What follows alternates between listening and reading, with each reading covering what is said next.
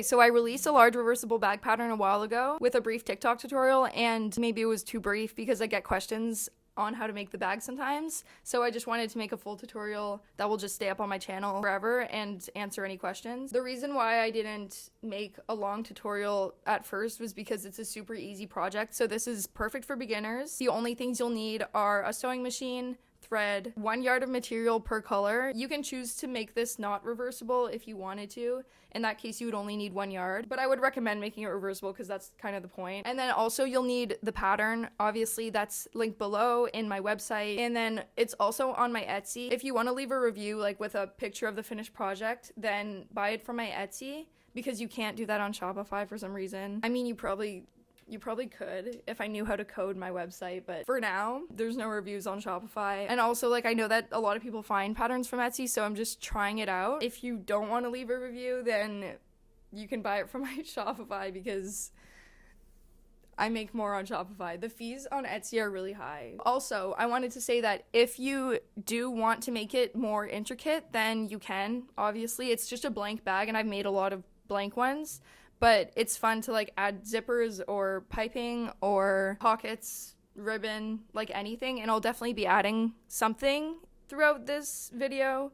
I'm not sure what yet. Once we get there, I'll see what I feel like doing and I'll show you how I do everything that I add. Let's get into the tutorial. Okay, so first print out the pattern. It's available in 3 formats: letter format, A4, and A0. I did letter format. And then cut off the borders and place them together like this. You can't see here, but the pages are numbered, which will help you know how to place the pages. And then tape them and cut both of the pieces out.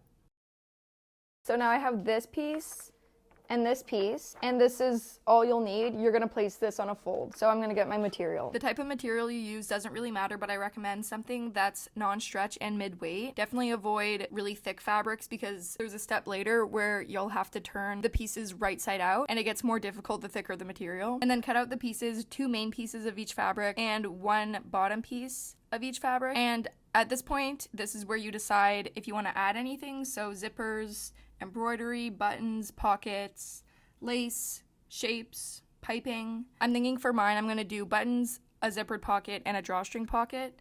And I'm going to start with the zippered one. So to do this, mark a rectangle on the main fabric that measures 1 centimeter by the width of your zipper. So for me, that's 5 inches. And then draw lines on the inside like this. This is where we're going to cut it in a second. But first, cut out the inside of the pocket like this. Just make sure it's wider than your zipper, and then cut it out.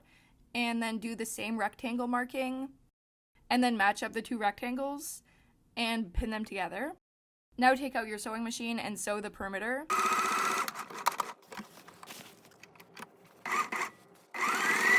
And then cut along the inside markings.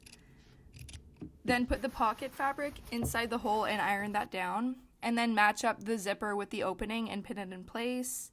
And then you can sew it down. Then to finish the pocket, fold the fabric onto itself like this, pin it in place, sew around it, and then finish the edges with a zigzag stitch. And now the pocket's all done. Okay, next the drawstring pocket. So first I'm going to serge the top edge and then make a buttonhole in the center for the elastic to peek through. And then I'm going to fold down the top to enclose the elastic.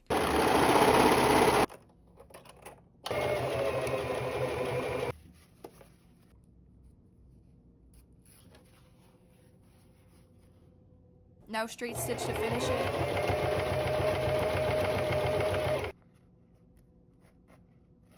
And then I serged the other edges. Of course, instead of serging, you can do a zigzag stitch. And then I just folded the edges down and pinned it to the base of the bag. And then I sewed it on. I'm going to do the buttons later, so I'm moving on to actually making the bag. So the first step is to attach the top of the pieces together, matching up the same colors, so blue with blue and brown with brown. Okay, so I'm taking this piece, the brown piece, and I'm putting it face down onto the blue one, and I'm going to pin them together. Okay, so it's pinned like this. This is maybe a better view. Those areas are not pinned. It's just the inside edges, and I'm going to sew along all of this on both sides. Once it's sewn together, it's inside out, so we have to flip it right side out. So do this by making one end as small as possible. I find it helps to kind of roll it up and then reach through the other end of the strap and pull it through. So then it should look like it's coming together. We're gonna sew the sides, so match up the seam, making sure the bag isn't twisted. And once again, brown with brown and blue with blue. And then pin it in place and sew a straight stitch. And then I ironed everything flat. Now I have this. It's a bag with no base, so I'm gonna add the base now. This part, one of them is gonna be super easy to add, and then the other one, we're gonna sew half of it and then do like an invisible stitch to close it up. And it's up to you how you wanna put it. So it looks like it would be natural to put it like this way, but then when you wear it, it will look kind of weird if you put it that way. So I always put it this way. So the wide part is like in the middle of the seam. You know, I attach this part to the seam instead of attaching this part to the seam. Okay, so I'm gonna twist this inside out. I'll just do the blue one right now, like this. And then I find the center of this, so here. And I match this up with the seam. So I'm just gonna put it like this, and then pin it, and then attach the other side to the other seam, and then just continue pinning so that it all fits together. It should fit perfectly, and then sew it, and then attach the brown one after, but I'll show you how to do that after I finish this one. Okay, this part is all done. The bottom is all attached. So then for the brown part, I'm gonna do somewhat the same thing. I'm gonna fold it in half and then pin it right sides together to the bag like this. And I'm gonna pin and sew like on the inside, half to 3/4 of it, but you'll have to leave a hole because you obviously, like this is the inside of the bag, so you obviously can't sew all of it. And then for the hole that's left, I'm gonna do an invisible stitch or a top stitch. Either one works. So this is me pinning it together as much as possible. This part will probably look like a mess, but then I just sewed it and flipped it right side out. So now most of it is attached. There's just this small opening.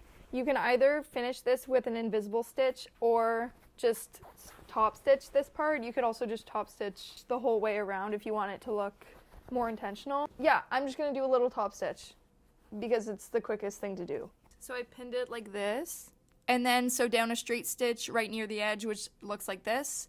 And now I'm gonna add the buttons. So I'm just marking the size that the buttonhole should be, and then sewing the buttons on and the buttonhole, and then cutting it open, and that's it. Now I can close the bag.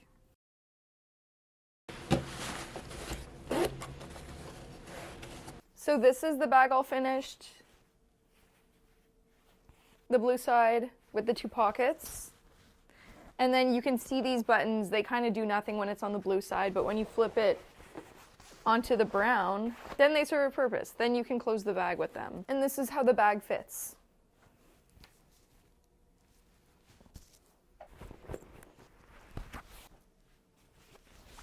And this is the blue side. Also can comfortably wear it on your shoulder.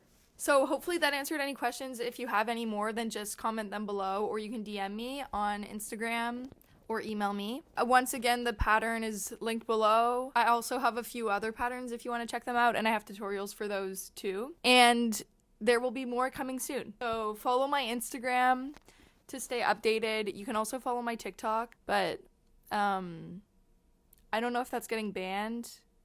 I'm Canadian, so I think I'm keeping it, but either way, I think I'll be focusing a little bit more on YouTube and Instagram, so subscribe to stay tuned. Oh, also update on my last tutorial. I'll be selling some of the shirts soon. I'm working on them right now. So yeah, that's my next thing. And then after that, we'll see new designs.